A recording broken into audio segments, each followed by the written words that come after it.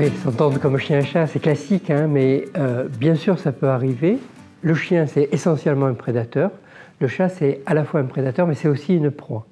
Donc si le chat court, par exemple, il y a beaucoup de chiens qui courent derrière, et on est dans quelque chose qui est normal, mais qui est désagréable, et qui peut être très dangereux pour le chat. Mais après, des tas de personnes vous raconteront des cohabitations de chiens et de chats absolument harmonieuses, où le chien et le chat vivent ensemble sans qu'il y ait de danger ni pour l'un ni pour l'autre. Et tout ça, ça dépend des conditions de développement. Si le chien jeune a connu la présence de chat, si le chaton a connu la présence de chien, il ne va plus considérer l'autre comme un prédateur, ou le chien ne va plus considérer le chat comme une proie. À ce moment-là, ils vont pouvoir se mettre à communiquer, à échanger, et souvent à être vraiment des paires d'amis.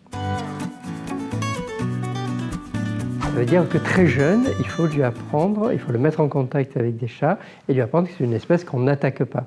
Et on voit beaucoup de chiens, c'est assez amusant, on voit beaucoup de chiens qui ne touchent pas à leur chat, qui n'attaquent pas leur chat, qui n'attaquent pas les chats connus, mais par contre, s'il passe un autre chat dans le jardin, alors celui-là, il va être poursuivi parce que celui-là va jouer le rôle de la proie, il va courir et à ce moment-là, le chien va courir derrière.